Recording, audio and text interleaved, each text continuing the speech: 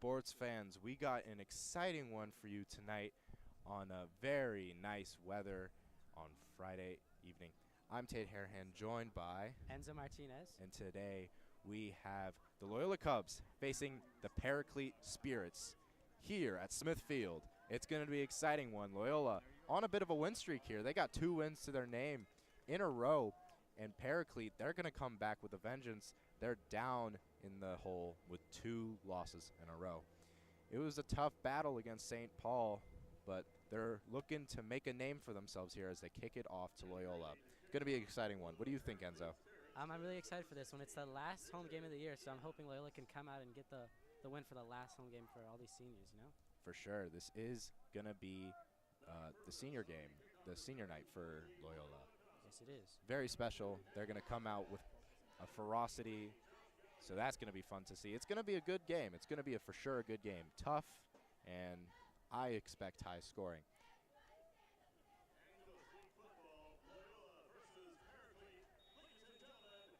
And here comes the kick and the beginning of the game. Let's get this started, and it's a squib kick. Penalty flag already thrown.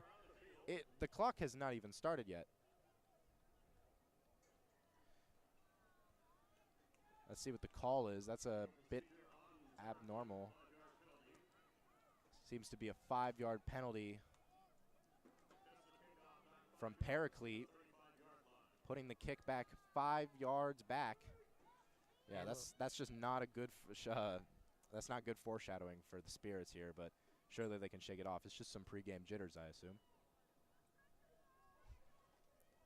Just some news I've heard is that Nelson Pye, starting center of Loyola, has been ruled out with a concussion induced in practice.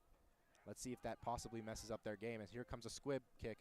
Here's Cueva with the ball. Cueva swings out to his left, gets a blocker, gets another. He's got some yardage, cuts to his right, and is brought down at the 50-yard line. That's a pretty good start for the Loyola Cubs. Outstanding. That is Khalil Cueva with the squib kick pickup, senior.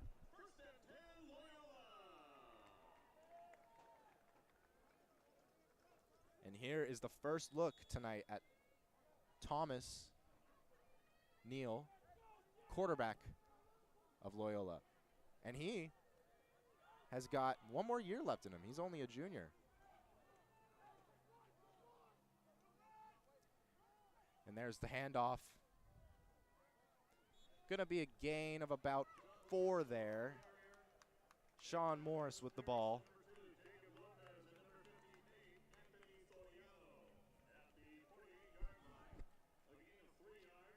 Just some other facts for these 2 teams in the same league. Loyola is 2nd place in the Angeles League with a 2-win, 1-loss ratio, as Paraclete is 4th with a 1-win, 2-loss ratio. Neal, quick throw to the outside. Couple moves from Duke Girapudo.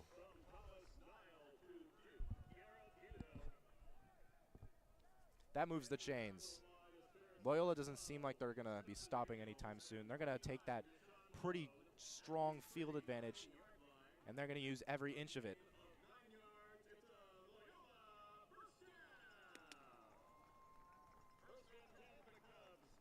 Now, we're seeing Loyola get off to a pretty good start.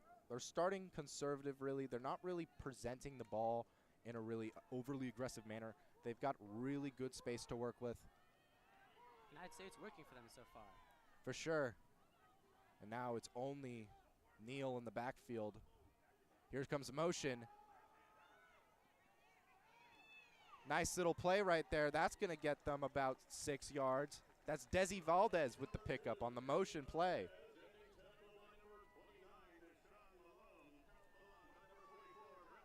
Seems like the Spirits defense is a bit frazzled at the moment. All these solid games by Loyola, it seems like they're bound to score in this drive. For sure. Loyola has really looked different ever since their loss at St. Francis, which was a tough loss. They know they really could have won that, but they really have just shown that they're really grown since then, chemistry-wise, and also just like having the intelligence to maneuver their opponents. Here's another motion from Cueva. He takes it this time, swinging out to the right. He's got blockers. He may go all the way. No one there. Touchdown for the Cubs. Khalil Cueva puts the Cubs on the board. No problem. Just like you said, Enzo, that was perfectly said. They could not be stopped, and another motion play just flipped probably from the one prior, and that is a touchdown for the Loyola Cubs. You see what we've seen so far in this first drive was the small gains and a huge breakout play for Loyola, getting the touchdown. And this is an odd formation for an extra point. This is looking like Pat McAfee in that one Colts game. And it's a fake. Oh, is that a catch? Yes, that is ruled a catch after it's bobbled. It is brought down by Scott Taylor. You said it looked like the Colts game. It kind of reminds me of the Cowboys play at the end of the playoffs last year. But this time it actually worked.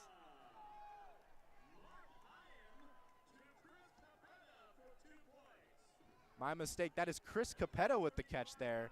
And it was Mark Hyen, who is usually the kicker and the punter, who threw that ball.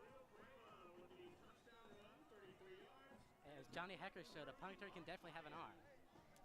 Yeah, that's a really crafty play right there. That shows Kasani really means business. He's going to try and demoralize his opponent outright early, get an extra point than normal, almost to intimidate them. Let's see how Paraclete responds.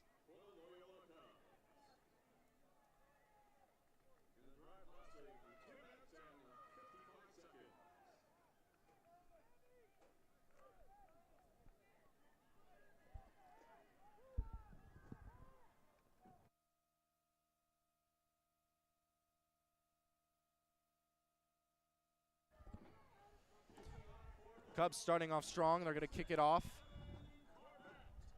Evan Corbett.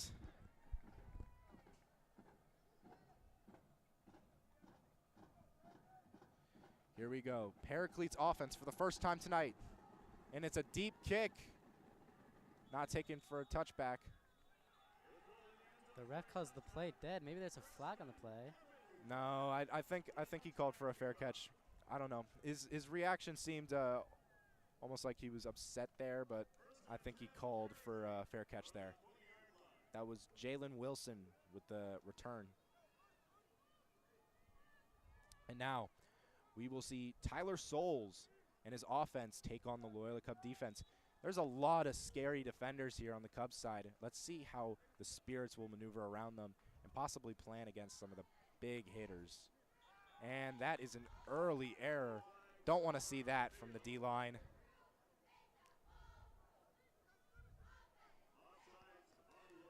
Just a couple faces you want to look out for.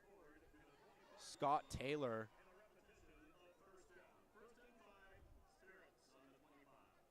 Featured in the Los Angeles Times recently. Good for him. And a quick bring down by the defense. A run play by Paraclete. Doesn't really get far as he's brought down by Ronan.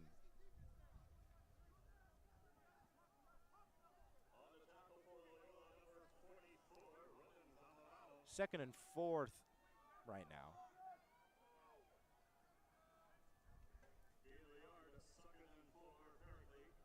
Takai Brown, the running back. Let's see if he gets another carry here. And it's a run play option. It will be kept by Souls, but he is swarmed by Cubs.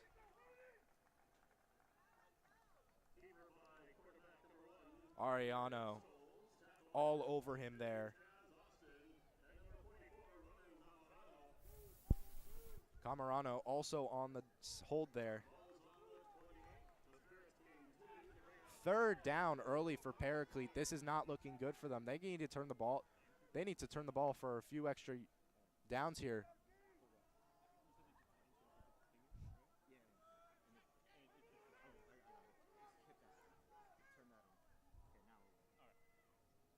Encroachment here. Souls pressured. shakes a tackle, and he's going to keep going. He throws it to his man, and it is off the hands of his receiver, number 7, Adrian Jones.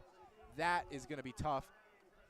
I mean, at that point, I think Soul should have just taken the first. He was right there. Yeah, I agree too. When he passed the ball, I was kind of surprised. Like, he had at least 5 yards there for him and a guaranteed first down. Yeah, that's just a bit of a misplay there. I mean, he may have just misjudged the yardage. He may have thought it was a bigger yard to go to get the first, but he just decided to throw it, and Jones could not bring down with it. Here comes the punt, and it's a bit weird of a punt, and it is just fielded at the 42 for the Cubs. Another really good field position for them. Cubs are really in no problem right now. They're doing fine. They got good field position on both of their opening drives. They're doing really well, and that's Josh Gallagher who keeps the ball in the Cubs' favor. So right now we've seen Paraclete's offense and Loyola's offense. What do you have to say between the two, and how are they kind of similar and how are they different? I think they're similar in both by the fact that they are doing very short plays, but unlike Paraclete, Loyola was able to get the big breakout play to get the touchdown, while Paraclete's offense just kind of stagnated. Yeah, they kind of were just held up right there, maybe by their own just hesitant feeling coming into this game, but we'll see if that's different. Nile to throw deep, looking for his man, and it's a one-handed grab. Never mind, he dropped that. That's my bad. He dropped that. It looks like it was a one-handed grab intended for Duke Giaraputo. That was a close one there. So now Nile looking deep for Duke, his wide receiver.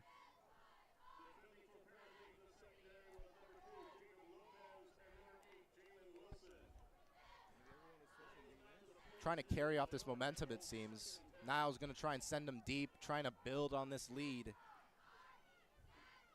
And we can see Champ Westbrook's Arizona State commit filling in for Nelson Pye at center duties today. Yes, that is the O-lineman, Champ Westbrooks, filling in for Pye. That's just the flexibility of an Arizona State commit right there. Yes, usually plays at guard, but today filling in all the holes. After about a 4-yard gain on the run from Sean Morris.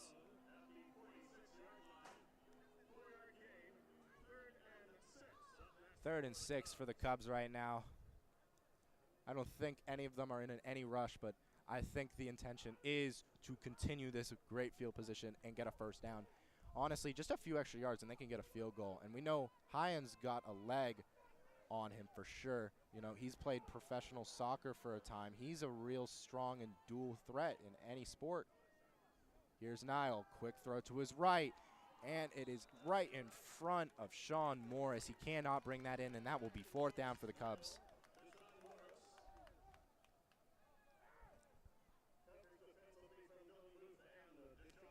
Here comes the special teams. Kicking it away is Alexander Schultz. This is Paraclete's chance, really, to respond better than any. Yeah, after Loyola's offense stagnated there. Yeah, they really got held there. Maybe by their own plays, maybe by their that's a good block right there, keeping the ball safe. Going to take a bounce, and it is fielded at the 15, shakes a tackle. Going to get tackled and swarmed up and chewed up by the Loyola Cubs at the 15-yard line. Jacob Lopez tried to take the bounce and then run with it there, but to no avail. 6 minutes and 50 seconds remain in the first quarter. If you are joining us, Loyola leads 8 points to 0 after their first drive powerhouse surge of offense with a long run with Khalil Cueva. And a fake kick afterwards. Yeah, that was something. You don't see that very often, especially on the first play. Shows Loyola's come to play, or here to play, as this is their home turf. This is their night. They're not going to let the Spirits rain on their parade. Let's see what Paraclete can do. And there seems to be a flag. That may be a false start on Paraclete. Yes, that will be a false start on Paraclete. There really doesn't seem that much coordination from the Spirits here. No, a couple early flags and a stagnant offense. Doesn't seem like it's going very good for Paraclete so far. Yeah, Souls is going to have to rally his team together right now. First play, hands it off to his running back. He breaks through the first hole to Kai Brown with a gain of 5. Scott Smith with the tackle. You should be looking out for him in the upcoming years. He is only a junior, and he is looking so strong. He's going to be sought after for sure. He's definitely one of the defensive prospects that Loyola just makes naturally. Here's Souls, fires, miscoordination there. That was almost dangerous. Boricez then slipped there. That could have been a pick. 3rd and 11 here. Yeah, this is not looking good for the Spirits. And through their first 2 drives, they have not gained a single first down. Yes, that's a very interesting statistic. They haven't converted on any thirds. Even though they've only had 2, it's still just not a good sign for their offense. They're just not really clicking. Wonder what the coaches will have to say at halftime if this keeps up.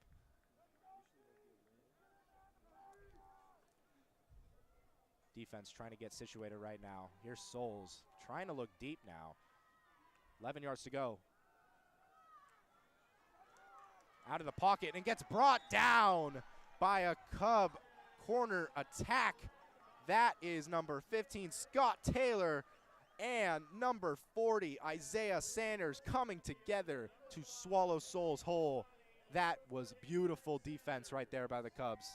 And they're going to have to punt from their own 19. Yeah, this is not good. You know, just punting at the 19-yard line doesn't really seem that bad, but when you take into account that the actual punter has to step back a few feet, he's at the goal line now. Nearly blocked. And it's fielded at the Paraclete 36. This is even better field position than their first 2 drives. Let's hope they can replicate that first drive with the amazing breakout play and the touchdown. Yeah, I think Kasani may just go back to his bread and butter, just run some quick sweeping motion plays, and that's been working really well. Yes, it has. I don't know if Thomas Nile will switch it up with any throws. He has made contact with his receivers. Unfortunately, Girapudo couldn't bring that down. Looks like it's going to be a run play here. And it will. Here comes Sean Morris. Brought down at the 35. Pretty good defense right there by the Spirits.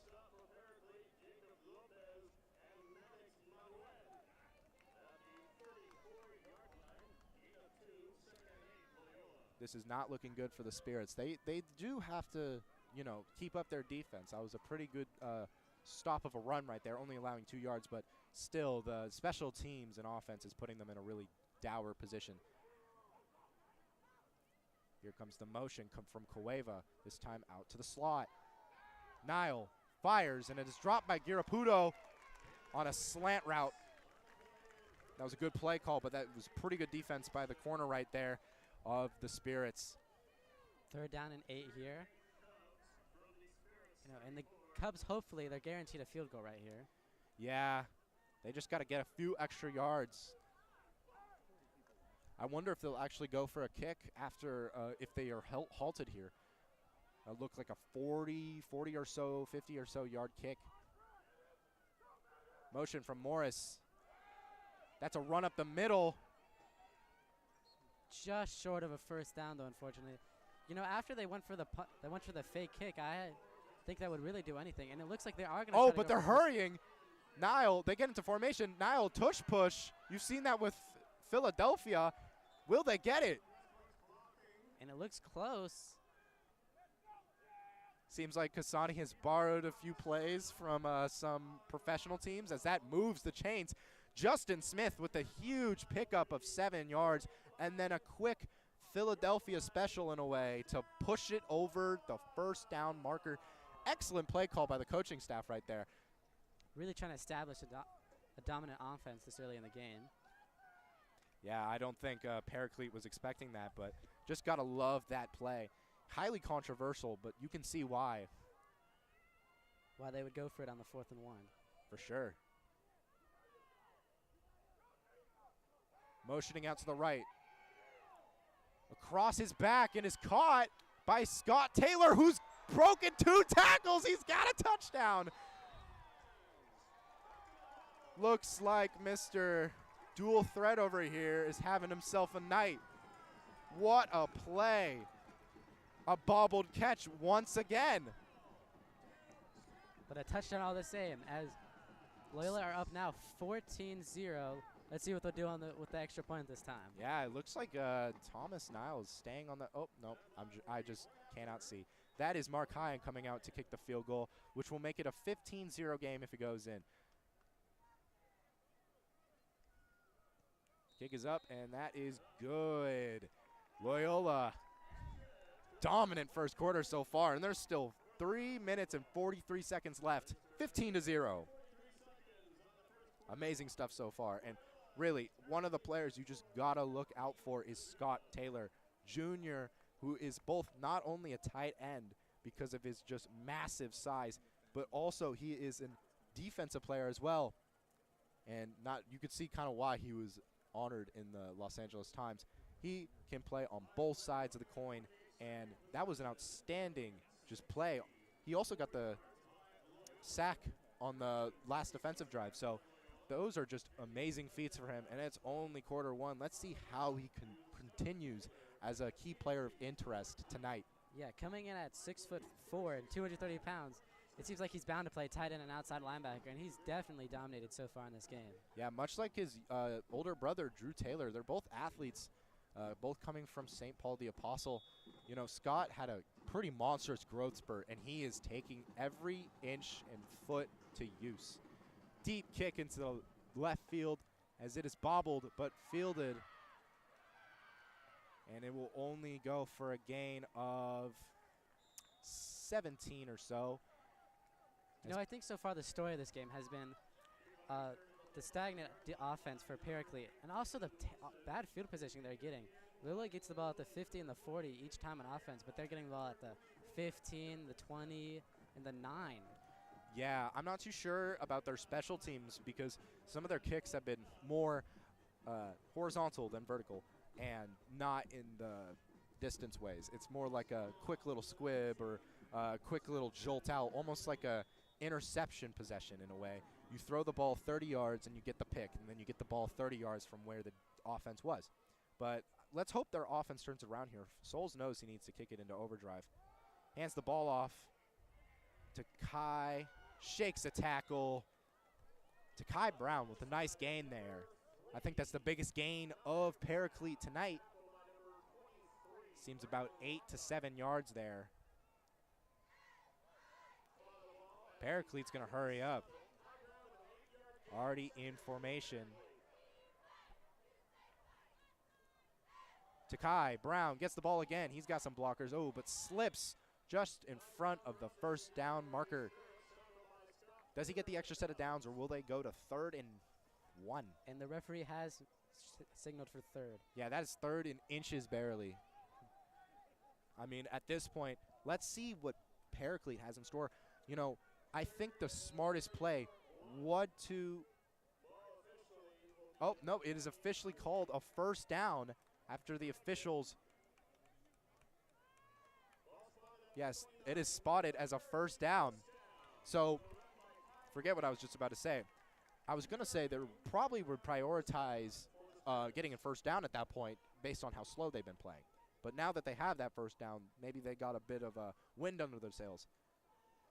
Takai Brown with the ball again. He's been their main man. He's got a gain of about 5. Just under 3 minutes left, so they definitely don't have to rush, but they can't be running the ball every play. Well, it's just the first quarter. You know, it's not like the ball's going to be turned over the second quarter. I do think they have to hustle, though. I mean, they are down 15 early. Here comes Souls. He's going to run it this time. He's going to get a few yards, and he's going to slide. That's what he should have done on the first drive, but he seems he's learned from his mistakes. Very strong run right there. This is the threat of modern mobile QBs. Yeah, Souls, he's now in enemy territory right now. For the first time all game. Ooh, false start. No, it seems like it's offside on Loyola right there. You know, false starts and offsides are really interesting. You know, you can't really tell kind of sometimes who is actually at fault. You know, they're all pointing fingers. They're all like, no, he did it first. He jumped first.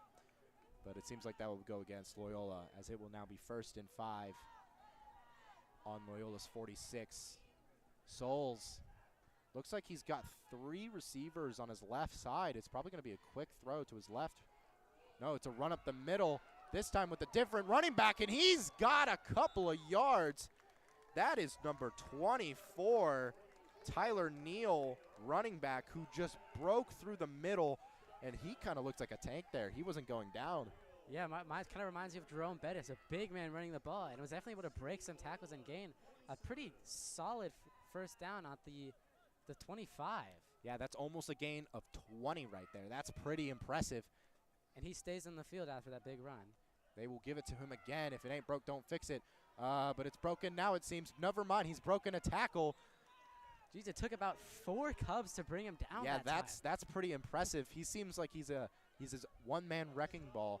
He's got basically just power, and he almost, it looked like he was going to get taken down for a pretty big loss there, but he pushed forward, and I think he's at even footing now. Yes, no gain at all. So he didn't lose yards, which is pretty impressive as he went backwards on that play. And we've just run under 1 minute left in the first quarter. 45 seconds left. Will they try and score before the quarter ends? Here's Souls. Quick throw. Caught. And that is a quick catch and grab by Angelo Cortez.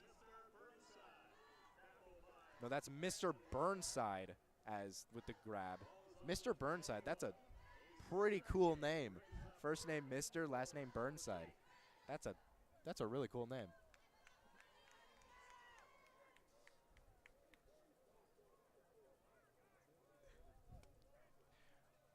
And that will be the end of the first quarter. Pretty good start for the Cubs in the game. As the first quarter ends, you know, Paraclete did have some very stagnant first couple of drives, but this drive has definitely been dominant. With that running back, number 24, Tyler Neal, absolutely dominating his first 2 plays on offense.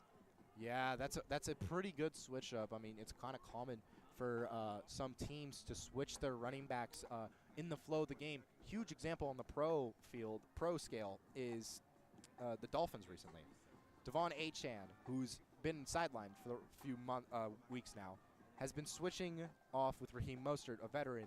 So this is probably the run dynamic that Paraclete is going for. And it seems to be working really well as they both got 2 different alternating sizes and forces here, as Takai Brown is actually a senior and Tyler Neal is a senior as well. They both got 2 different completely bodies and like play styles, and you could see just by seeing you could see by just how they're playing, and it's just a different way to deal with the defense. I think Paraclete is coming into their own right now, and they just have to capitalize on this drive.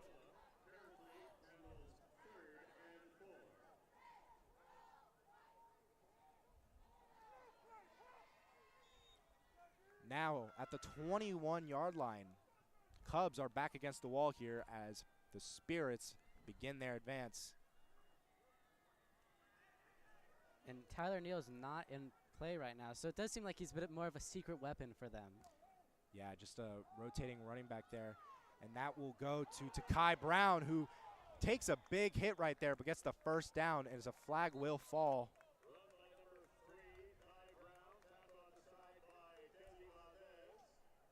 Desi Valdez brings down Takai Brown. So just as I'm saying, the alternating running backs there is really what's getting them large yardage as they're trying to adapt to 1, but they can't adapt to 2 at the same time in essence. And I think that will be actually against Paraclete. Yes, it seems so. Possibly a holding call. Totally negating all the yardage on that Yeah, play. that's brutal. Ooh, starting the drive at the 21 all the way back at the 31, a 10-yard penalty. Yeah, and it's 3rd and 14 now, and that was going to be a first down. Costly, costly, costly. And if you know anything about football, Penalties lose games. You've seen it in any field football has been played on. Penalties lose games. Souls got 14 yards to go. He gets pressured, and he is swallowed up. Absolutely destroyed by Isaiah Sanders. You know, after that great run, they got the like we were saying, after that great one, they got the penalty, last 10 yards, and a sack. Looks like they're going to have to take the field goal here. After what could have been a first on that 11-yard line, they're going to have to take the field goal. I don't even think they're going for a field goal. I mean, we've seen how their special teams has gone, and it doesn't look like they're going for a field goal. They're trying to go for a punt right here, and yeah, their kicker or their punter, he's going to send it off here. This one gets more height than the rest of his, and it's going to be let go. Oh, bit of an error by the Paraclete special teams right there. Could have gotten the ball almost at like in the 5, but it goes back for a touchback. Yeah, I mean, it was waved off by the returner there, and all the special teams, the special teams players kind of just stopped with him. The play is not dead, especially on punts. There's been so many crazy and wild punt plays. You really just got to make sure until that whistle's blown that the play just doesn't stop. And now, here comes the Cubs. Still looking pretty dominant on offense, especially scoring twice in the first quarter off of 3 possessions. They're going to continue to push forward. Seems like there's a different quarterback out there. There was a delay on the play, so as opposed to starting to the 20, they're starting on the 10. Yeah, it does seem so. Nile. Cueva, one-handed grab. Is he inbounds? He has made the catch one-handed. Cueva, man, he is so good. A shame he was injured last year for a majority of the season, but that was an outstanding grab over his shoulder, bringing it in and staying in bound. That takes talent. That really does. Cueva showing why he is literally number 1. Niall's been looking pretty good so far. He's connected with all of his receivers.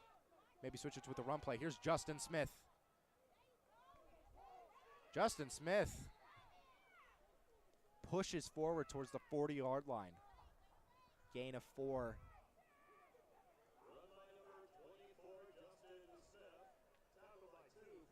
Second and 6 right now. If you're just joining us, Loyola holds a commanding lead of 15-0 in the second quarter.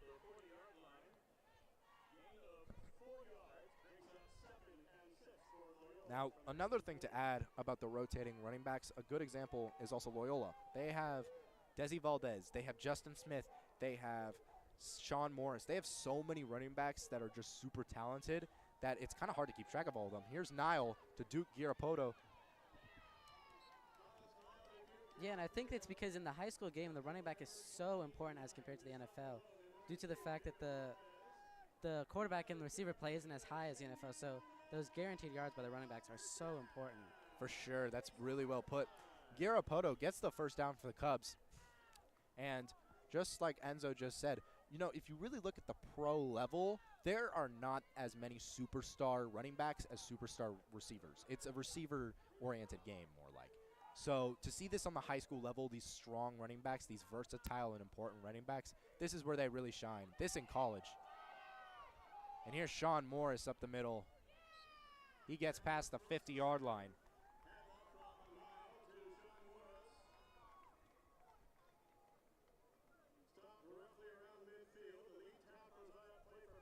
That will be a gain of 4 as it's now 2nd and 6.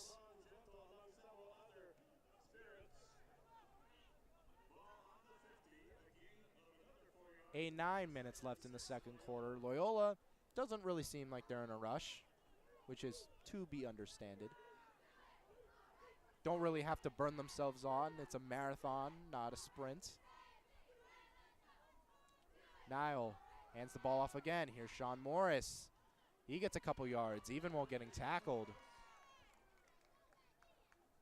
It's now 3rd down.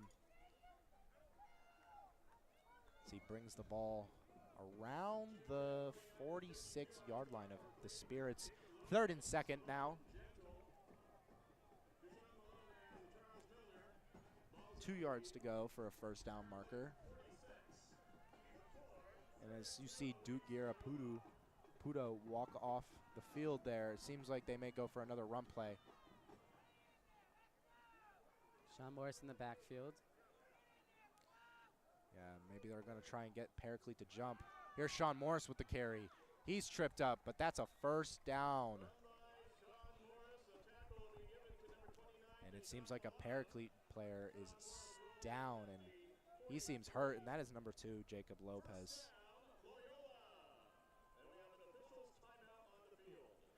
Oh, and he gets up on his own there. He doesn't even wait for the medical staff. Yeah, but he's feeling it for sure. Jacob Lopez, he's been a key player. He plays on both offense and defense. That'll be a massive blow to Paraclete if he stays out. But doesn't seem like he wants to stay out. That's just some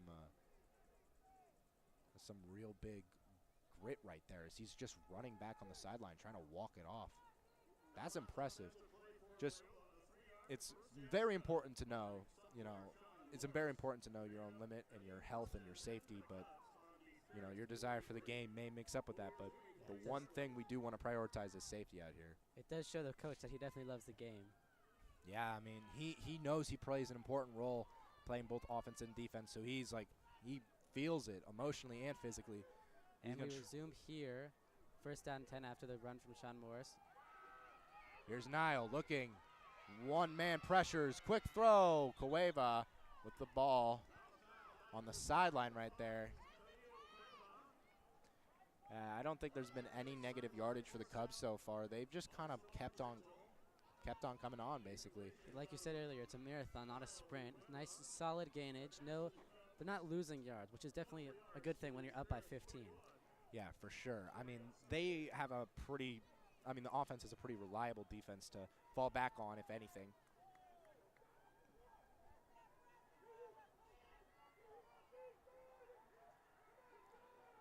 Here's Nile. Oh, a handoff to Justin Smith, and he's got a hole. He's got a blocker as well. After almost being tackled right off the snap. Excellent block right there by the Cubs. Justin Smith, I think he's got the most yards of the running backs tonight for the Cubs.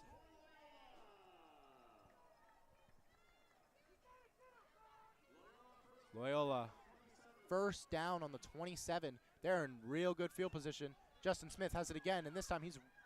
No, he doesn't. No, he doesn't. I was fooled. Thomas Nile keeps the ball on an option play. Excellent play call by Nile. Had us fooled. I mean, whoa. He completely fooled us there. It seems like slow to get up is Justin Smith, running back, who's the diversion on that play. Let's hope he's okay. He's been a strong yardage source for the offense so far for the Cubs.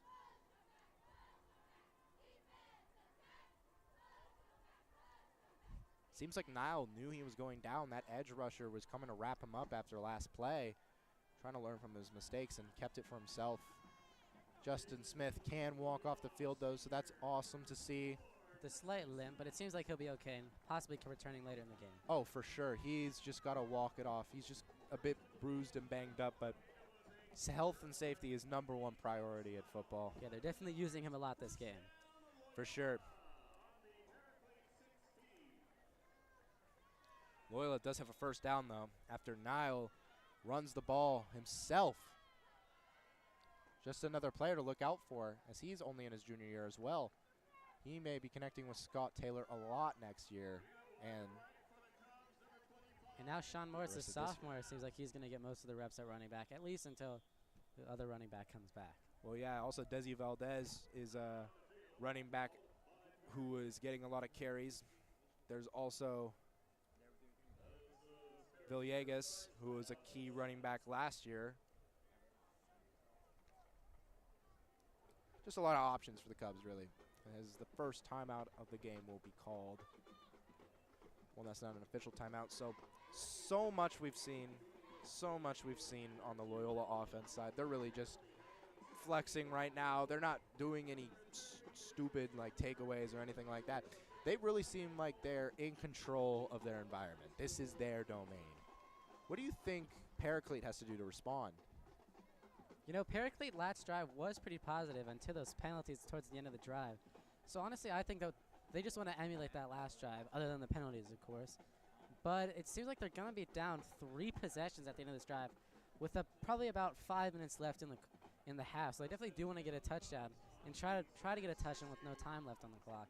Coming down 2 possessions, which, you know, isn't preferable, but after the situation they put themselves in, after the oh my goodness!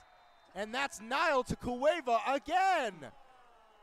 Cueva with his second touchdown of the game, right in the middle of Enzo, explaining what Paraclete should be doing. It's not that. That is another touchdown for Loyola. 21-0 in the first half. Pretty dominant by Loyola. Yes, I would agree. Definitely very dominant. And Paraclete definitely has to get a touchdown with this next drive. Yeah, especially before the half ends. I mean, that will be pretty bad. I mean, sure, they get the ball back next half, but if they were to get to score before that, then get the ball back, that would put them in a more optimal situation. You know, they'd be coming in the half with the momentum, at least a little bit of momentum. And they'd only be down 2 possessions, which is definitely a bit more approachable than a 3-possession game. Especially considering they do have to get the 2-point conversion. Do not forget about that. Yeah, that's crucial. Those just small, meager points don't look like a lot at the middle of a game, but when it gets to the end of the game and it's crunch time and you're within 1 possession and you're realizing, oh, man, this is the game basically, or, oh, we have to actually have 2 drives because they kicked a field goal, then you're looking like you've run out of time. So you better deal with that earlier than later. I don't know if you remember, but last year St. Francis went for 2 at the very end of the game on senior night, and they didn't get it, and they ended up losing the game. Oh, I remember that. I recall that. That was a very exciting moment and almost scary, especially from up here at this height. I mean, we almost shook the lift over, but that was an exciting game for all Cubs. It was really gutsy by St. Francis, but it was a very entertaining one. And they definitely got their revenge this year as Loyola shows that they will not be fazed by that loss as they are dominating right now as they kick it off to the Spirits. Oh my gosh, what a bounce. Oh, but wow, here comes blockers and a spin move. That's Jalen Wilson right there, who looked like he was going to let it go for a touchback, but after a really odd bounce, keeping it just completely in the same yardage and not bouncing backwards, like Jalen Wilson just takes that up for around 38 yards. That's pretty impressive. You know, we were talking about potentially just getting the touchdown, but if they get a touchdown here quickly and their defense is able to stop and they can get another touchdown, that'd be outstanding considering how they started this game. Yeah, they kind of need to score this drive. It's imperative they do. Tyler Neal's in the backfield again, but this time he's just blocking and is an incomplete pass. That's brutal. That's through the hands of Mr. Burnside. I still love that name. Mr. Burnside can't come up with it. I mean, they've done that quick pass to the left right there on like a curl route twice to Burnside now. So maybe they'll try and go for more different long throwing plays. They haven't really flexed the ability of throwing long. The only time Souls did that was on 3rd down when he could have just ran for it. I'm wondering what the play call is now for the Spirits as they hand it off to the big running back, and he will get a couple of yards as it takes multiple Cubs to bring him down. That's just still scary beyond me. Yeah, you guys might be thinking we're referring to Mr. Burnside with just his last name. No, his first name is Mr. And his full name is Mr. Burnside. Yeah, that's a cool name. I would love to be named Mr. Burnside. And yeah, also, I agree. I would also be loved to be named Mr. Tyler Neal, I mean, he's a scary threat for Loyola. I mean, if he breaks a couple more tackles, he could be gone if you really think about it. Yes, he definitely could. He looks like a giant lined up back there, but he's blocking this play. Yeah. Here's Souls. He's going to run it instead of throw it. Odd play right there. I mean, I don't know if he realized it was 3rd and 5, but that seems like it'll be 4th down for the Spirits. Crucial 4th down here. If they don't get this, Loyola could have another possession and go up 4 possessions, which almost feels like it'd be game over at that point. Yeah, I mean, you can't really well, yes, but also at the same time, no. You've seen too many comebacks to even declare the game's over at halftime. Not even the 3rd quarter, not even the 4th quarter. But that is a crucial misplay, I'd say. I mean, instead of throwing it or, like, just trying to get a quick curl, he's, like, looking deep and rolling out of the pocket. Like, first of all, low percentage catch and throw. But another thing, I don't understand why they don't run there. Try to get in 4-down territory, have a 4 and 2, something manageable. But now they're at 4 and 5. For sure, Neal could have definitely pushed through there with 2 attempts rather than just 1. 4th and 5 right now. Here comes the blitz on Loyola, and ooh, that may be offside. Or false start. Delay of game. Oh. Nothing's going right for Paraclete. Yeah, I mean, simple time management, really simple, but also really not. Yeah, you know you don't have your head in the game when a time management penalty is being called on you. Yeah, or you're just overwhelmed. Maybe it's both. I mean, now here comes the special teams.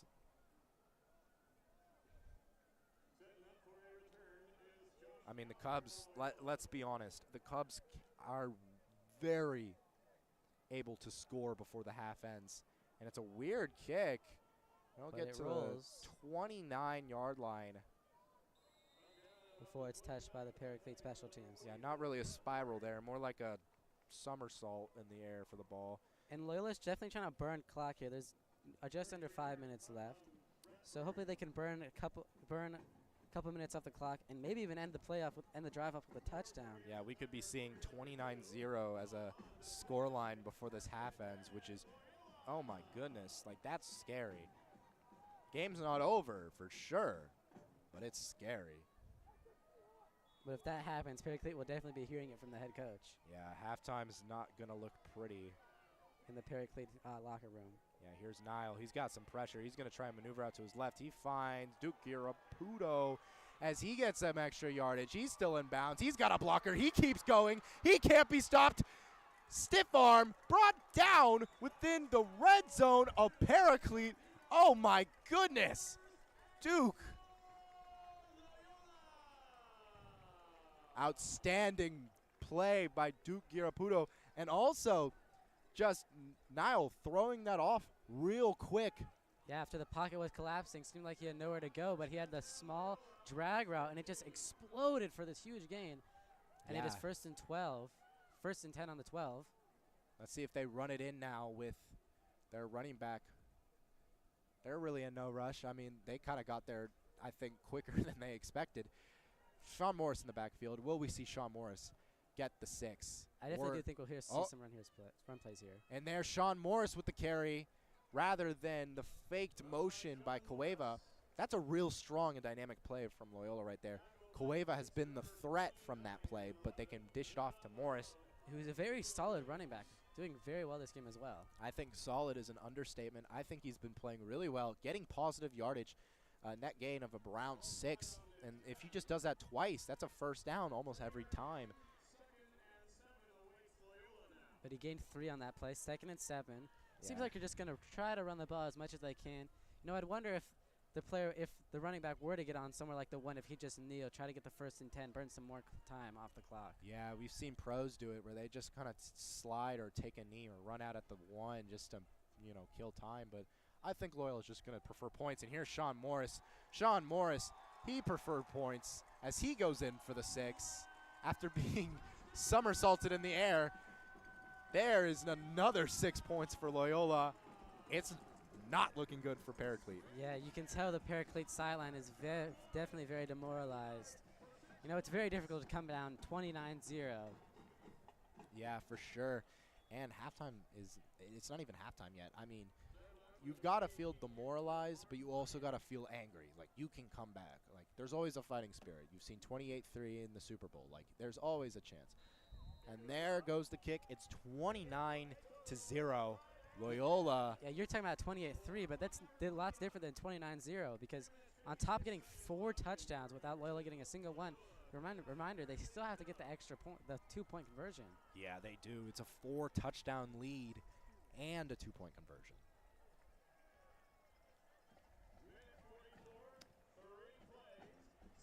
Definitely a fun night for any of the seniors and parents coming for this fun senior night, but also the student section as well. I mean, this has got to be a fun night for them.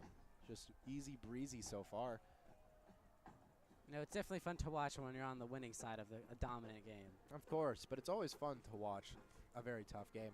Paraclete, I feel like they've got a lot of fight left in them. They just haven't been able to utilize it. Some of the play calls have been off, maybe on just like weird downs, like not really throwing it on third and just kind of like running out of bounds. And yeah, we've definitely seen potential from the Paraclete offense, but penalties have been killing them this. Oh my gosh, don't even tell me. Like you can see them delay a game if they're going for it on fourth. It's like they kind of just stood out there and was like, then what, you know? Yes, and that allowed Loyola to get the amazing touchdown quickly. And that is a deep kick. And back to return. Oh, but he is not going to get as many yards as he did last time. That's Wilson getting hauled back to his own red zone. Wow, what a tackle. You know, it seemed like it would be a solid about 20-yard return, but then he was just destroyed and pushed back to the 12. Yeah, that's going to be Ariano bringing him back in tandem with Scott Feathers. Or Caden Feathers. Scott Smith and Caden Feathers. Scott Smith and Caden Feathers. A 3-Cub defensive pushback right there as a Cub is actually slow to get up.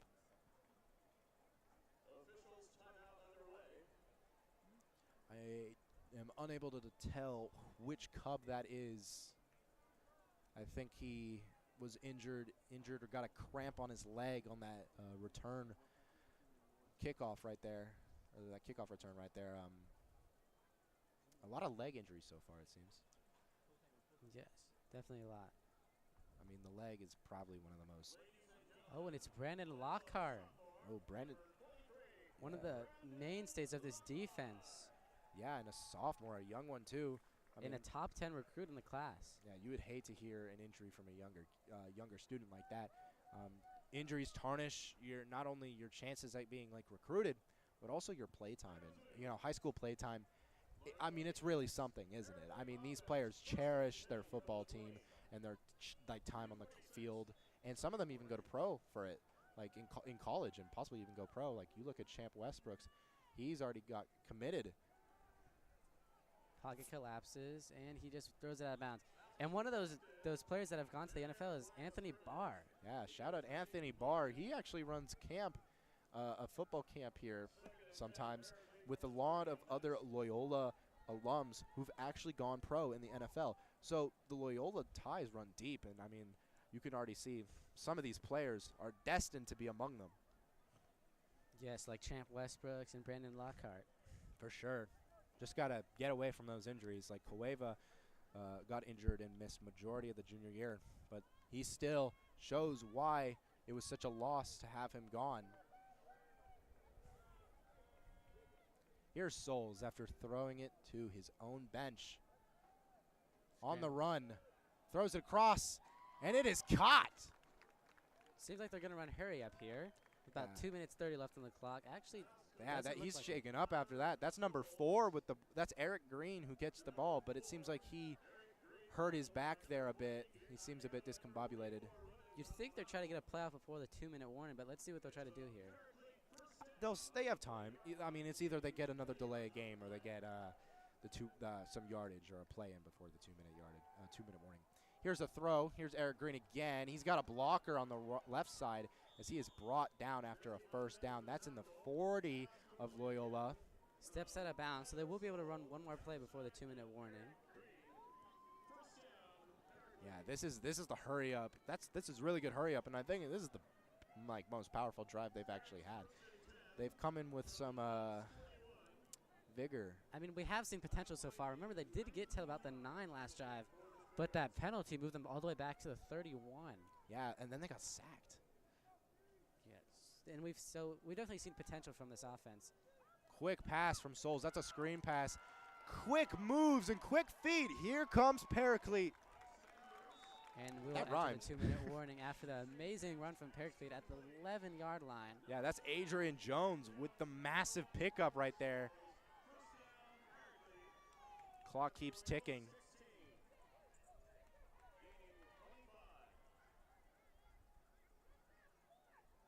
Yeah, this is Paraclete's time to shine.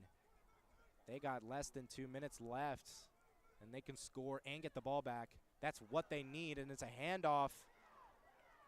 At about the 8-yard line. Yeah, that's Takai Brown. You know, if they score this drive, you know, they definitely have something to look forward to. You know, they'd be down 22, which is definitely not somewhere you want to be. But after the absolutely stagnant offense the first quarter, you know, it's the best case scenario. And then to run outside. Takai Brown trying to push himself over the goal line, but it's just short, it seems. He's at the 1. If I'm Paraclete, I'm doing the Philly special. I am shoving my quarterback in there. Or maybe potentially they bring out the running back, Tyler Neal. Yeah. Oh, but it's a timeout from Loyola trying to set themselves. And Tyler Neal is ready to go. He is walking on the field. Yeah, I think this may be a Tyler Neal special. Honestly, they may just, if they really wanted to, they could give it to Tyler Neal and then just block for him. He's kind of like, you know, those strong, like almost like weightlifting. That's what you lift weights for. It's so you can push your O-line and your team forward on those types of plays. One of the criticisms about Jalen Hurts is that he bench press or squats, or is it dead? I think he deadlifts 400. So, you know, if a quarterback does that, he can definitely push his own O-line over a goal line for sure. I wouldn't say criticisms, more like praises. Criticisms as in the play. I mean, it's a highly controversial play. It definitely is. It's for sure not a criticism that he's very strong. I think it's a criticism that someone with that innate ability shouldn't be able to do that as a play.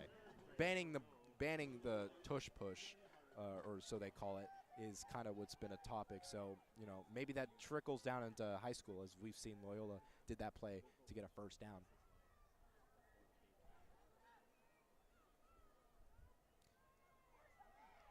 Oh, and the sneak, they lose yards. Looks like they're about to at the 3 or the 4. Seems like that is not the quarterback sneak that is been fated to work. Souls kind of bounces off his own O-line. He doesn't really slip through. Tyler Neal's not in the backfield. No, but he's going to give. Oh, no, it's a fumble. Takai Brown drops down on it, but Loyola says they have it. What did the refs say? It's Loyola football. Do the refs say it's Loyola football? Loyola's defenders. It's Loyola football. Oh a critical error again. The Spirits are feeling it. Absolutely heart-crushing. You know, you would think you'd come into the half scoring a touchdown, at least with a little bit of momentum. I mean, but at that least just destroys it. At least a field goal. Like, that is just heart-wrenching. And, I mean, a lot of the players are just they're kind of lost. A lot of the fans are, yeah, this one guy is in disarray. This guy's. I mean, everyone's in disarray. Even I'm in disarray. Seeing that, you think, I thought that was a guaranteed touchdown, honestly. But I don't know what happened. Did, like, Souls just, like, kind of, like, I don't know. Seems like just like a air out? miscommunication. Yeah, but he kind of seems to me that even Takai Brown wasn't able to jump back on that, as the ball was quickly recovered for the Cubs. But in reality, that's just a defensive stop. They're not going to do anything offensively unless they go for it unless they do like a quick little screenplay. You don't know. And no, Sean Morris is in the backfield. I think they're just going to try to run the clock out. Yeah, that's probably the course of action. Oh. Yeah, that's just a normal play. The clock will run out, and that will be the end of the second quarter. You know, an absolutely dominant first quarter, first half from Loyola. Coming into the game, coming into half up 29-0. Paraclete they've been so close to scoring a couple points so many times, but it was the penalty on the second drive of the game, and the fumble just then absolutely devastating for them. Yeah. Sean Morris in the backfield. Seems like they're just going to run the clock out here. Yeah, they get the snap off for the play, though. Trying to see if he can actually get a 80-yard gain for a touchdown, and that will be the end of the first half. Don't go anywhere. Paraclete is certain to iron things out as they will come back for the second half. Loyola leads 29-0.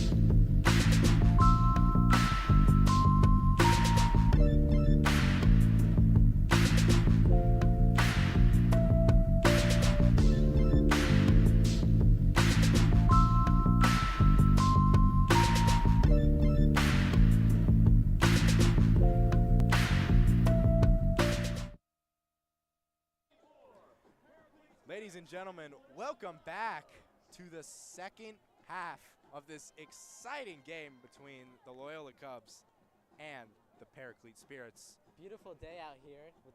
You can see downtown out in the distance. We start with Loyola at the half, with Loyola up 29-0 after the potential touchdown from Paraclete to end the first half, but unfortunately they fumbled, and that's how we ended the first half. Yeah, that was a pretty brutal fumble.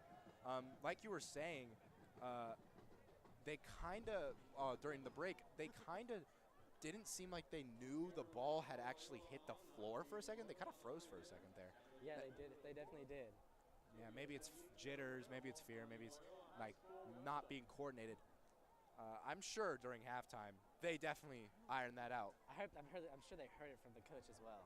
Oh, for sure. I mean, but recently, I don't know if you guys know this. This is the score that Buffalo was up on Stanford about a week ago. And Buffalo ended up losing that game. That's right. That was the game with the recent comeback. It was 29-0. Everyone was getting out their primetime shirts, and then here comes Stanford. So is this? Can we see a repeat of that? Is this deja vu? For Loyola fans, I mean, you gotta pray not, but you know, you don't really know what's gonna happen. Maybe maybe this is like the halftime miracle. Yeah, and this first drive will definitely set the tempo for what that's going to be. I think that Paraclete definitely has to at least get a field goal this drive if they want to have any hope of staying in the game. Yeah, a touchdown would be more opportune as it's a large kick. Wilson drops the ball and will get a couple of yards as he's going to get past the 20-yard line. He's been kind of running all over on those returns, especially to his left. Kicker making it difficult for him, as we will now see Tyler Souls for the first time since the first half. And they start the game, the second half, on their own 23-yard line. Yeah, here comes the Spirits. I'm expecting some bigger throws or some screen plays that worked earlier last drive before the half ended, but you know, they always have their running back, especially Neal, who's been hyped up because he's just a really hard target to bring down. And he is in the backfield this play. He will not get the balls. It's a quick throw, and he shakes a tackle. He's going to keep going after shaking another tackle and get inside Loyola's 41-yard line. That is Adrian Jones. A quick slant up the middle. That's what they need. That's what they should be doing this entire half. This could be a fight. You know, it does show 0 on the scoreline for Paraclete, but that's a little bit deceiving because they definitely have showed potential on offense. Got in the red zone twice as they run the ball up the middle with the big man who falls at the Loyola 37, it looks like. You know, we don't remember him, but I'm sure some of you, the parents watching, remember William Perry back in the 80s and 90s. You know, the D tackle would come in at running back eventually at the 1 and the 2 yard line to get the guaranteed yards. You know, that's kind of what this kind of reminds me of here. Yeah, you can always see these high school players. They actually are inspired by pro players more often than not. If you ask them who their favorite player is, they'll probably say something very accurate to their position on the field. And Souls gets a quick pass out, but that is dropped. And it seems like almost a late hit right there from Henry Kasani. Got to be careful there. 15-yarder would be a costly penalty. And penalties have already been very positive for Paraclete this far in the game. For sure. I mean, it would just be even worse. No turnovers yet. Well, actually, I mean, we are. No, my bad. There in. was a turnover. That kind of slipped my mind.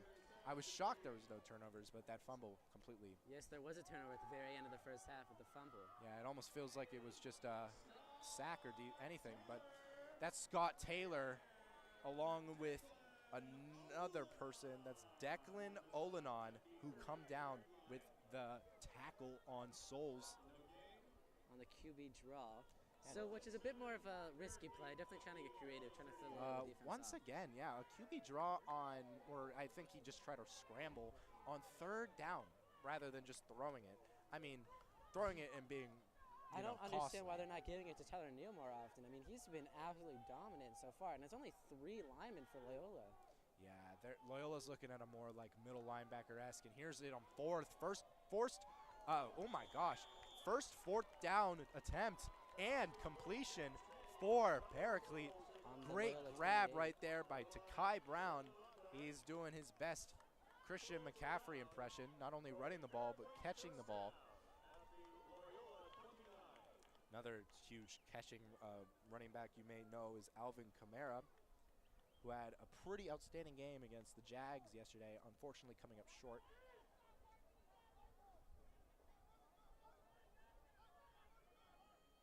These dynamic two-position, almost like running backs, are really the stronger suits in the league right now. Here's Souls. Oh my gosh, miscommunication. It almost looked like Neal blocked Souls as the defender came flying in there. But Souls was able to avoid tragedy and only take a loss of 2. You know, this is the area that in the first half we saw Paraclete gain a lot of their penalties. Hopefully they won't gain one this drive, and hopefully they can at least put a field goal on the board. Because it has not looked good for them so far in this game. Yeah, but here they are. They're in enemy territory. I mean, sure, hasn't gone well, but I think they've learned from their mistakes based on their wide receivers positioning. It's a quick throw to his right, which he will. Oh, but the defense will bring him back. Not really a big gain there. Still, those quick little out routes are what Paraclete's going for, just to get extra yardage and possibly actually get ahead of their defenders. That's what they've been doing, these quick slants, these quick curls, these quick in and out. But it hasn't really given them a lot. That was only a gain of 5. They're 3rd and 7 again. You know, that's very high school football-esque. You know, short plays, short passes, and some heavy runs. You know, that's kind of the iconic high school football. Yeah, Loyola, I think a year or 2 years ago, ran screen throws all the time. And here comes a screen throw, the Paraclete itself. And it seems to work in its favor as a huge hit onto Eric Green after the reception. He seems a bit slow to get up, but in the red zone down on the 18. Slow to get up, but it seems like he'll be all right. Yeah, he seems fine. I mean, he looks like he got clothesline there. Oh, yeah, I mean, that would shock anyone to their core, but he gets the first down. Talk about committed. So those screenplays, I agree, we just kind of talked into existence. The commentator's curse. You know, what I've noticed this second half is Evan Neal's been in the backfield a lot more often as he gets the ball. Oh, fumbles. my goodness. Oh, but it seems like the play was called dead. That was punched out by, I think, Henry Kasani and his defensive buddies, but play was called dead. So, yes, he is in the backfield a bit more, probably to act as another blocker, while Takai Brown has actually filled in for the loss of Jacob Lopez, who I think is still out on the sideline, if I can find him.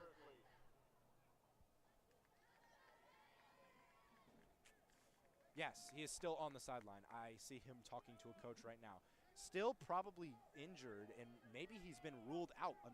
A huge loss for Paraclete, if so. Yeah, so as you can see, Takai Brown goes into a slot flex over there. 2nd and 8, pocket collapses. Quick rifle, oh my gosh, what a catch on the 6-yard line. Yeah, that's a beautiful catch right there by Mr. Burnside. Had a little bit of a Davante Adams in there with those amazing hands. Yeah, and now, I mean, this is the place where they fumble, granted. But this is literally their chance. Now, they do have to pick it up as they have burned a lot of time with their possession. This is the first drive of the second half, and 6 minutes are nearly gone. Yeah, that's about a quarter of the second half already burned through this drive. Yeah, and if you do the math, that just won't be enough, actually. So even if they just get instant turnovers, it still won't do enough. And here's a quick pitch to Takai Brown, who gets swallowed up by Desi Valdez and then eventually brought down by the rest of the Cubs. On the 6-yard line. So 2nd and 6 to 2nd and goal, I'm actually sure. There's no more first down available. It's do or die. Definitely do or die here for Paraclete. I wonder if they even take the field goal. I mean, they're not in the position to really be taking a field goal. I don't think they can take the field goal. If they're willing to go for it on 4th down on the first drive of the second half, then they're for sure understanding their situation of being 4 touchdowns in the can. Yeah, time definitely is not a luxury for them. Oh, for sure. Honestly, if anything, this would be Souls' opportunity to roll out to the right. Quick throw. Oh, but brought down. Seems like it's like gain of 0. Third down here. This is getting a little dangerous. 6 yards is not very easy to gain. Yeah, Adrian Jones can't get any gain. Scott Taylor and Jake Ariano, two defensive behemoths, bring him down. This is 3rd and 6. I'm expecting a Paraclete pass play or some sort of run out to the side. Yes, I agree. I mean, Tyler Neal isn't out there, so I can't imagine that they're running. No, Tyler Neal seems to be more like a pocket defending running back. He doesn't really have as much control as Takai, but here comes Souls looking, fires over the middle, touchdown, Mr. Burnside. Paraclete's on the board. Seems like it was just a gap in the Loyola offense right there. It looked like they were running a coverage 2, but with no one in the middle. There were the wide receivers just right there, an easy pass for the quarterback, yeah, and like, a touchdown for like Paraclete. Moses parted the Red Sea right there. Kind of Yes, just cut through the defenders, and that puts them on the board. This could be Paraclete's like momentum booster. Honestly, you can't count them out. You really can't. You see on that play, Loyola loaded the box, something they haven't been doing very much this game, and they've definitely felt the repercussions of that play. Yeah, they've been really laying back on the defensive linemen. They've been pushing to more linebackers and middle linebackers and outside linebackers, but they're not really playing as aggressively. Now, that's a key thing for their offense as well, mathematically, but sports is really a math game in some sense. They are, Paraclete can't score enough with the time they just showed to win the game or even tie. On top of the fact that Loyola is definitely going to be running a lot of run plays and trying to burn clock here. Yeah, I mean, that's probably going to be Kasani's playbook, coming in with a pretty dominant lead so far and doesn't want to lose it. I mean, an interception would be disastrous. Fumble would be disastrous. Turnover on downs wouldn't be as bad. It would be disastrous, but they've got the cushion that it wouldn't be game-breaking for them. They just got to waste time. It's basically, in essence, how much time can we burn before we score or turn the ball over? Yes, I agree. That's the game for Loyola right now. And Paraclete, they just need to take away, stop, and take away. And it's a quick squib. And that is fielded by number 83, who's going to swing out to his left. He's going to get at blockers and going to get down at the 34. That's a bit odd. Usually when you're squibbling, you're trying to burn clock, but what Paraclete does not have enough clock to be burning at all. Yeah, that's Josh Gallagher who gets the ball right there. We were a couple of yards. Fielded at the 35. Yeah, no, and another story for the Paraclete this game has also been their special team. I mean, the punts and the kicks have just not been very outstanding so far. You see, Loyola starts the drive on their own 35. I mean, that's field position anyone would love in football. Here comes Sean Morris in the backfield. Looks like they're going to run the ball like we were saying earlier. Yeah, here comes Sean Morris, who gets the handoff, and he will get a couple of yards. That's about 5. And this is exactly what they want. Again, a 5 yards is perfect. They'll gain a first down, guaranteed first down, burn a ton of clock, and Paraclete will basically be defenseless. They'll have no way to win the game. I mean, yeah, they also got to look out for those motion runs with Cueva and Duke, Girapudo. They're both really strong weapons. Nile could still bomb one deep. It's unexpected, really, but it's still a possibility. Here's Sean Morris and Justin Smith back in the game for the Cubs. 2 halfbacks in the backfield this play. Yes. Sean Morris goes in motion. Here comes Justin Smith. He's got a hole. He's going to go. Gets chopped up, but that's a first down. If you guys remember, Justin Smith was injured earlier in the game, but he has come back. It looks strong. Looks strong, too. Yeah, he's just getting those really strong net gains. That is just propelling them to more downs and eventually just drains more clock. Paraclete, the time is against them. The cards are stacked against them. They are really in a hole. Honestly, yes. But you just got to force some sort of turnover. It only takes 1 or 2 mistakes for Loyola to be put in a bad situation here. For sure. 1 slip up, 1 fumble, 1 interception. But it also takes 1 slip up for Paraclete for a bomb downfield. And And it looked like that was about to happen there, but a great defense. Yeah, from number 6 on Paraclete, Stacy Gentle. Yeah, Stacy Gentle breaks up the pass intended for Girapudo. He looked like he was calling for a PI there, but no. The ref does not call it. No dice. That stops the clock, though. So another reason why they shouldn't be throwing the ball, really. But I can understand why they do. They don't want to be running the ball every play. That gets very predictable. it's predictable, it's repetitive, and they're kind of like putting a lot of men in the center, as they can see. They're definitely loading the box. Look at Paraclete and how they're just focusing their men. Linemen. And yeah, right there, Sean Morris tripped up. They anticipated the run play, and Loyola got punished for it. Third, and I think long, third and like 12. I think they'll just run the ball here, and they'll be willing to punt it. Yeah, I mean, they could even run the ball because they have gotten 10-yard gains before. They may do a motion play. Cueva comes out to his the right side of the field right here. Lined up in shotgun. So, yeah, they could run a here he play, comes. and there are players coming in motion. Close bunch right here on the right side of receivers. Quick little slants thrown. Here comes Niall, and no one. Sean Morris, he's got a foot race with the defender, and he's sent flying after a huge gain. You know, that was a pretty good defensive rally from Paraclete. But after that big gain, I don't see much in chances of them coming back. Yeah, they try to play man there. You could see they were trying to get each man on one another, but seems like Sean Morris slipped past his guy, got the ball from Niall, and just ran with it. Yeah, Sean Morris has been definitely very sneaky with his short but strong and very fast stature, much like Tyreek Hill or Devon Achane, both on the same team. Yeah, Devon Achane, really the fast and small youngster, really. Just like Sean Morris, a sophomore this year. Here's a run with Justin Smith, who's tripped up as a Paraclete player. Slow to get up, but he seems fine. Time left in the game is under 2 minutes. Loyola's up 29-7 as we are entering the fourth quarter shortly. Paraclete either has two things on their mind: make it a tough game, or just try their hardest. Because it's looking grim. Yeah, because even if Loyola gets a field goal here, it goes from a 3-possession game to a 4-possession game unless Paraclete gets 3 two-point conversions in a row. Which is unlikely at best. And it's risky, too. So let's see. Niall looking, fires, and that's wide open. There is Duke. Giraputo with the touchdown. Big score from the junior. After the breakout play from Sean Morris. And they're going to go for the extra point here. Yeah, that was a quick slant right there. And honestly, you know, he's been running that that same route the entire game. And this time he found himself in the end zone. Pretty good score right there.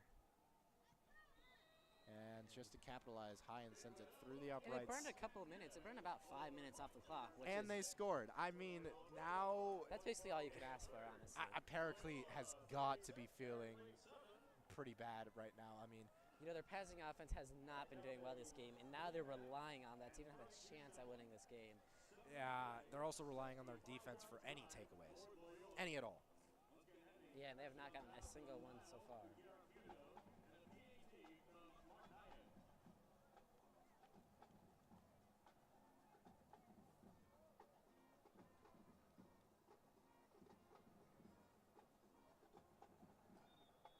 Here is a pretty interesting scenario for Paraclete. I mean, I don't know what their play calls may be. Will they try and throw it, run it? I mean, they kind of... This is the scenario where you really want a great coach that knows what who has a plan and knows what he's going to do. It's kind of a hopeless situation right now. I mean, it seems like the score hasn't even changed. An entire quarter has gone down the drain. Yeah, they're right back where they started. Loyola's up 29 again. And instead of having a whole half, now they have just a quarter to come back. Yeah, it's looking tough for them. You know, on the sideline, the Paraclete defense is definitely hearing it from both the coach and a couple of parents. I mean, yeah, the Lancaster support is here. You could see it. Yes, it's definitely very full for an away section, especially from Lancaster. It's quite the journey. I mean, yeah. Like, you see all these Lancaster, it's like there's a team spirit bus coming with them. And here's a short reception. As the returner will be brought down at the 35. Pretty good.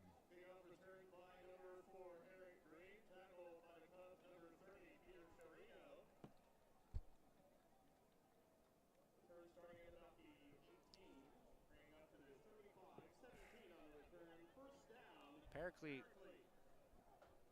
I'm expecting they're just going to do what they've been doing.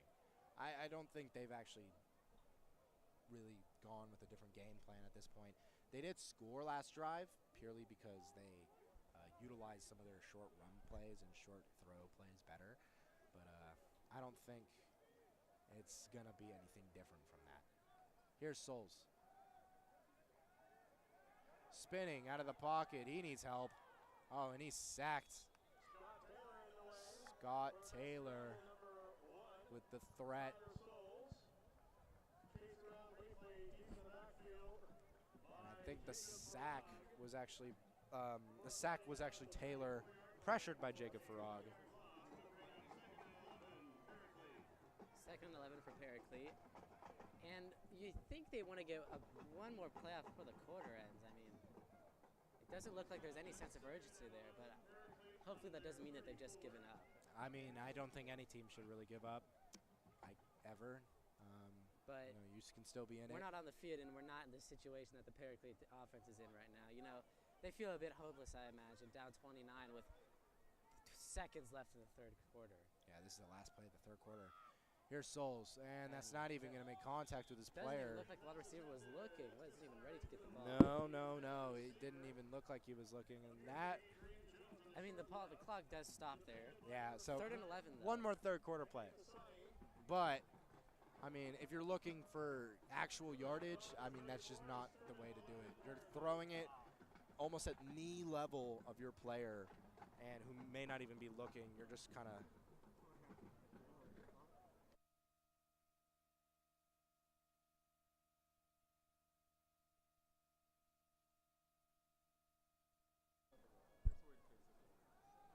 Quick throw from Souls. And he's trying to get a first. He gets it. He's got more. He's running down the sideline. He can't be stopped. He's out at the 24. Huge gain on such a short passing play. You know, That's something I noticed Adrian Jones. there was the defensive players seemed to be putting their helmets on as if they were prepared to come back in. You know, they're definitely not feeling very confident in their offense with how they perform this game. Yeah, I mean, the sideline is kind of just a bunch of emotions. I mean, you could feel it, but that was a really crafty play right there. We're right in front of it, and you can kind of feel the demoralization from their defense and their sideline. As we end the 3rd quarter, and I anticipate the beginning of the 4th. Yeah. Very close and crafty play right there by Paraclete. But, you know, now that the 3rd quarter has ended, they really have not a lot of options left. Sure, I mean, they got scoring opportunities. They're in nearly the red zone of their enemy, and they're attempting to score. I think scoring would be their best course of action. But then, at that point, their defense has to take over, has to lock in. Without their defense, this comeback will not work. Yeah, I mean, honestly, with both sides of the ball, this comeback will not work. And Paraclete starts the 4th quarter with the ball just outside the end zone. You know, maybe they can get another touchdown, and they can, maybe with a couple of mistakes on the Loyola offense, maybe they can potentially mount a comeback, but I just don't see it happening. Yeah, they're at the 25, it seems. No, 24. Let's see. So just outside the red zone? For sure, yeah. And, I mean, Souls, sorry, not Nick Foles. Tyler Souls is going to look deep, it seems. Nope, he's going to look for a quick pass. Incomplete.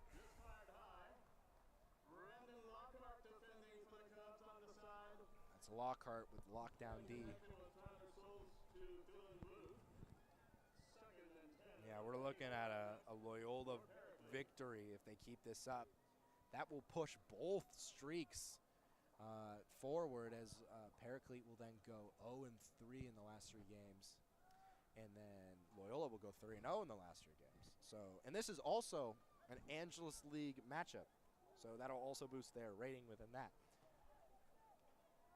Quick throw from Souls. And that will be Eric Green brought down after a few yards. 3rd down now. Or is it 4th? No, it's 3rd down. It's 3rd down and 4 on the 18-yard line. So, yeah, this could be a field goal for sure. But at this point, is it really, like, necessary? I mean, you need a touchdown more than anything.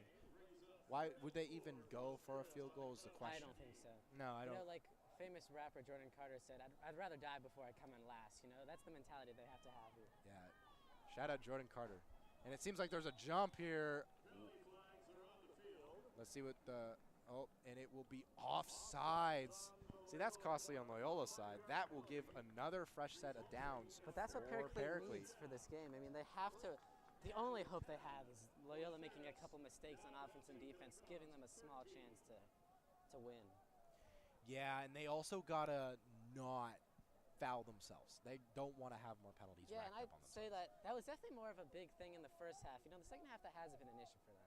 For sure. I mean, they've been doing really well, but then again, they've had the ball majority of the second half, and they've kind of been slow with it in regards to the fast-paced nature of, like, Loyola's offense. So it's kind of a hard foot race for them to catch up on. Here's Souls. Quick handoff to Kai Brown. Swallowed up really easily. Time is winding down as 10 minutes and 30 seconds remain in the final quarter.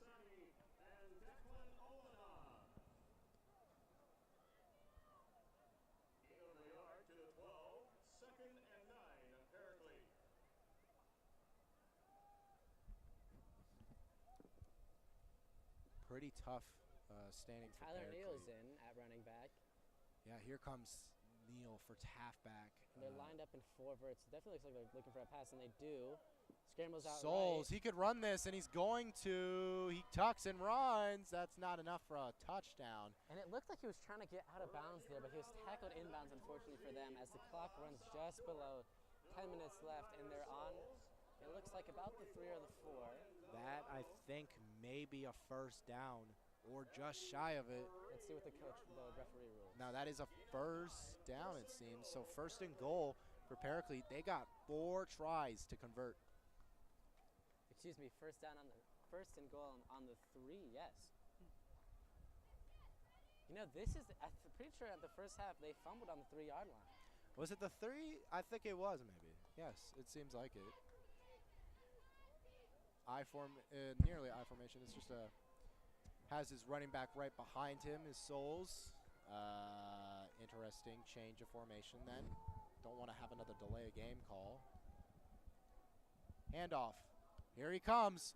Oh my gosh, the helmet goes flying. I thought that was another fumble. I thought that was a fumble as well, but there off comes number 57 of the Cubs helmet.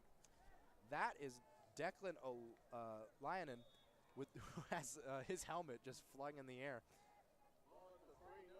No gain, though, so it was worth it. Lyonen loses his helmet, so he's out now. Looking for throws. Souls, oh my goodness. Ooh, that is a flag late after that throw deep. That was a really long connection for Souls that was looking for, and it seems like a flag. And it looks like it's going to be PI, so they're going to get a first and goal on the 1. Yeah, I think it's a PI or a holding or some sort. I'm not too sure what the corner was doing there, but I mean, the receiver nearly had his hands on that ball. Yeah, but like we said, that Paraclete's going to have to rely on the mistakes from Loyola because they've kind of put themselves in that situation, you know?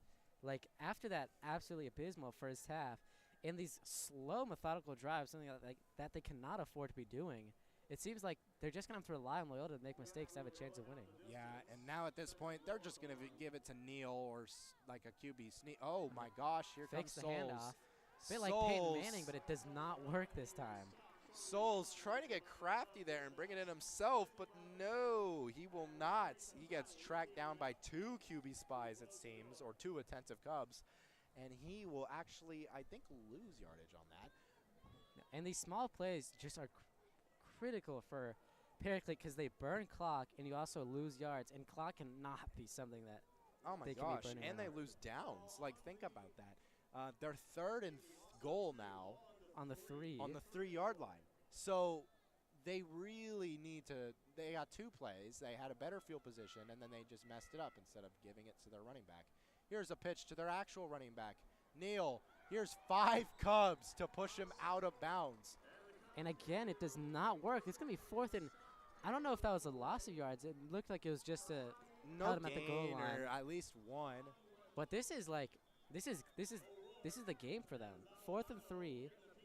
4th and goal on the 3. If they don't score, oh, it looks like they're going to kick the field No, goal. it's a timeout right now. I mean, I think this is a pretty big indicator of, 1, it took 5 Cubs to push him out of bounds, not take Neal down.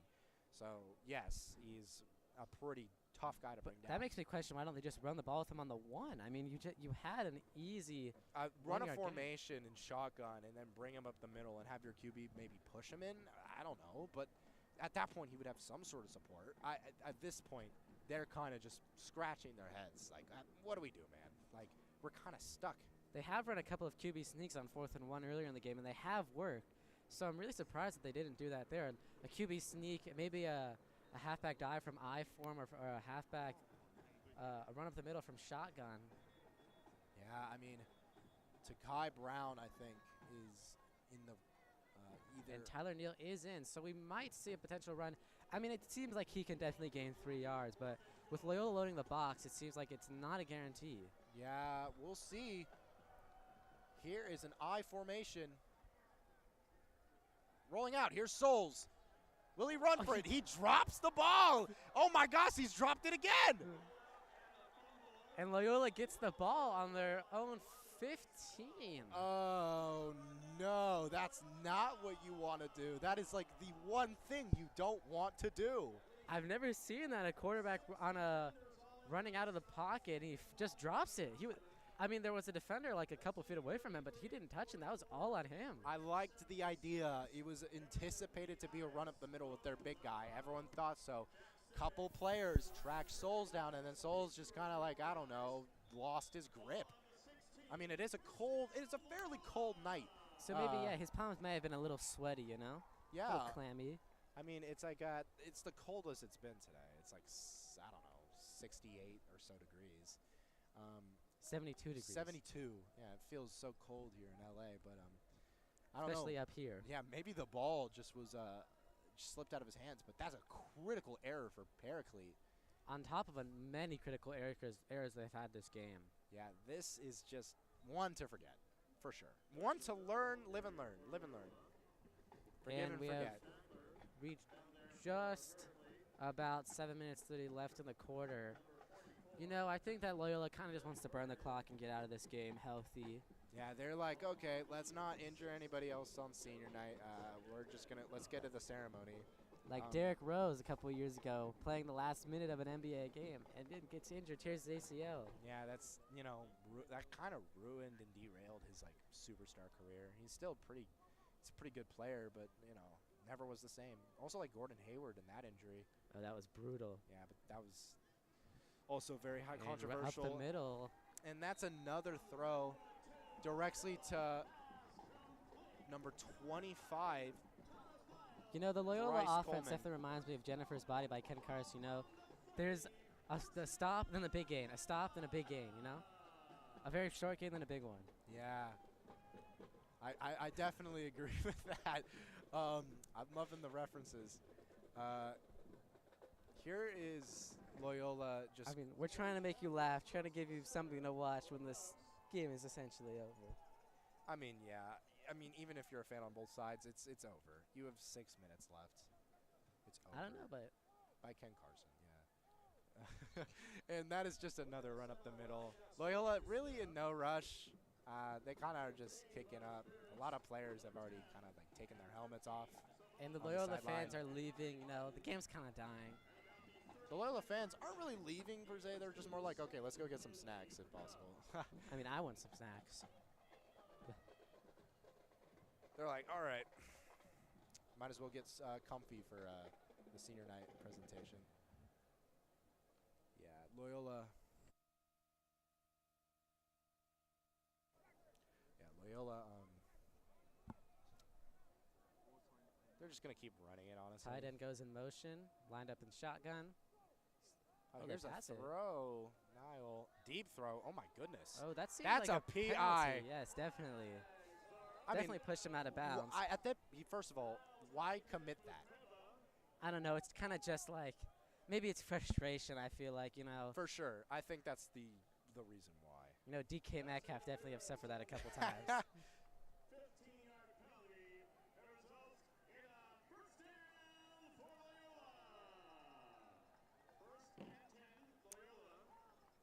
okay. So we're now at around the 46, 47-yard line of Loyola. They have first down again. And Loyola, honestly, all their stars and all their players are really just having, like, pretty outstanding nights. Yeah, it was definitely a field day for them, you know. Like, you ever played your little brother in Madden? This is kind of what it feels like. This is what it feels like, honestly. Yeah, here we go. Here's Justin Smith. He breaks one tackle and is brought down after being needing two Paraclete spirits to bring him down.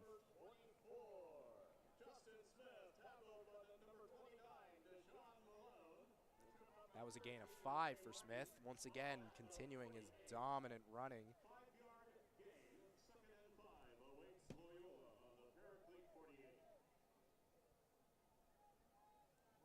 I mean, at this point, maybe Loyola will just play the last, drives with their seniors. And they have Cathedral as their next game. A tough one. Cathedral has always been a tough opponent for Loyola. That's going to be at Cathedral. Make sure to tune in for that if you're a Cubs fan. And oh no, almost intercepted. That would have been a nice, I guess, a little jolt for the Paraclete. A consolation prize, if anything. I don't think Niall really anticipated his receiver to cut to a too sharp horizontally rather than having a more slant route. You know, Paraclete came into this game 6-2, and Loyola came in 3-5. You know, this definitely wasn't the result we were expecting based on those records. Yeah, but interesting stat. They were 6-0 for 6 weeks, I imagine. I mean, yeah, 6 weeks. Until they lost to St. Francis. Then they lost to St. Paul, and now they're losing to Loyola. So something happened. Maybe it was like an injury. Yeah, kind of like the Eagles last year, you know. Had a bit of an easy schedule, got a lot of credit for that, and now when they're actually playing the difficult teams, you know, they're starting to drop a couple of games here and there. Yeah, I mean, in all the sports world, there's things that may just be happening, dry spells. Some teams may just not be clicking. I mean, you look at the Chiefs, right? They're struggling. Really, I mean, Mahomes, superstar quarterback, isn't doing as well as, some people would be expecting. And, a lot of people have actually been accusing some of their players of getting some Swifty magic on their side. Yeah, but the same thing happened for the Chiefs last year. I'm sure they'll be fine. For sure. I mean, they're the reigning champs. They're fine. But Detroit looks good. Got to look for Detroit. Here's the kick from Loyola. Just trying to kill time, really. Sure, he's going to try to get as much height on it as he can. Ball drops. Oh, you got to go get that, man. Oh, unfortunately can't get it. And scrambling after that is Brock Borges. Borges. My bad. Sorry. Trying to stop the ball at the 1 yard line before it gets in the end zone. Yeah. You know, you try to really do putting everything out on the line. Amendola, like that Patriots, where he yeah, throws the ball behind him. Yeah. I love when players do that. It's all about special teams plays. That's one of the most fun part about football. Watching special teams plays, kickoff, last play of the game, laterals, all that. But yeah, remember that Auburn kick return like many years ago. Oh, the Iron Bowl! I watched that live. That was unbelievable. I still recall that exact play. I mean, you can't forget about that. Here's Paraclete. Quick throw, and that is going to be Adrian Ooh, Jones. hard hit. You see, the wide receiver is not even trying to get out of bounds at this point. I feel like he knows the game's over, and he just wants. That may just not wants even kinda be in his leave. mind. He may not even think it's over. He's just like, okay, I just got to just keep on going. I mean, Yeah, it was a just keep chugging. tough-fought game by Paraclete for sure. There are just too many penalties and too many mistakes right at the finish line. It's Yeah, exactly. Like we said, it's a marathon, not a sprint, you know. And as they do a RPO, oh my goodness. doesn't seem like it was the right call there though, as the quarterback slides. Souls fakes the handoff, looks to throw, doesn't, runs, and gets 3 yards? 2 yards. 3rd and 5 now. Defense still holds strong.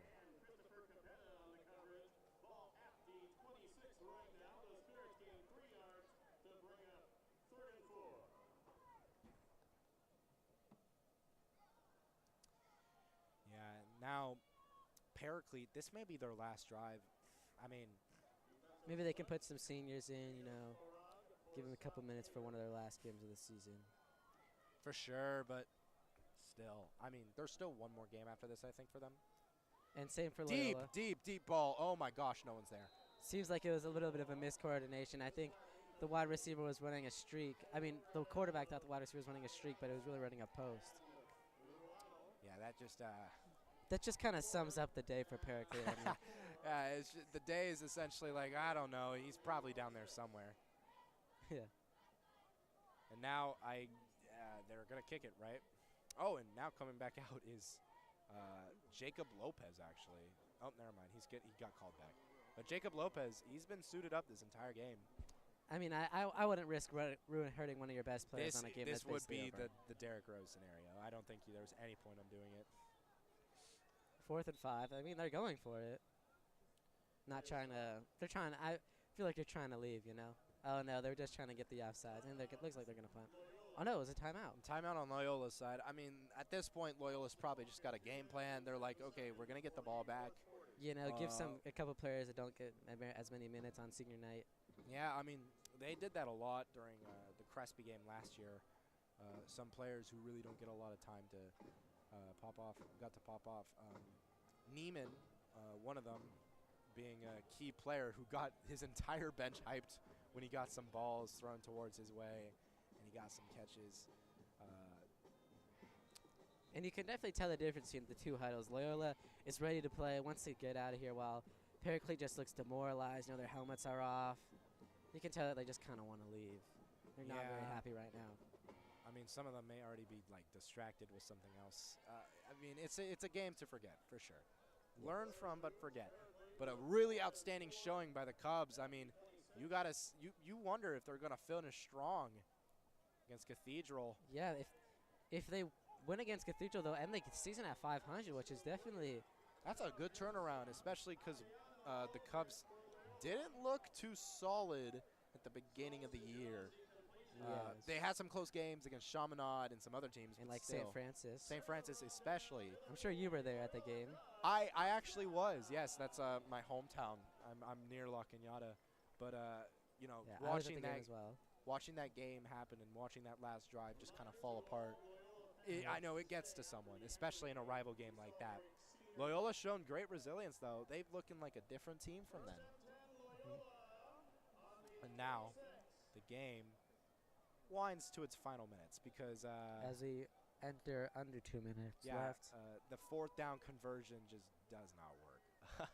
So here is potential another Loyola score. You don't know. There's a chance, but And it looks like they've got one of the backup running backs in. yeah, we got Number 28, Brady Hatton. Brady senior Hatton at running back. is running back right now. Yeah, like we said, just trying to get some seniors in, spread the rock. Yeah, Brady Hatton. He is a pretty feisty guy. You can also catch him on rugby later this year. Key rugby player with Finn McConaughey. Look out for him as well. Another handoff, nothing too crazy. Hatton, he's gonna need a couple of Spirits to take him down, and he's getting the love from Bryce Coleman. Third down now as mere seconds remain in this game. Just to sum this all up, it's been an outstanding game for Loyola, a one to forget for the Spirits. And overall, Loyola's just got to carry this in to their final game. But overall, this has been outstanding. Yes, the actual game clock has just run under 20 seconds. We know our scoreboard is a little bit behind, but this seems like it's just going to – they might not even run a play here.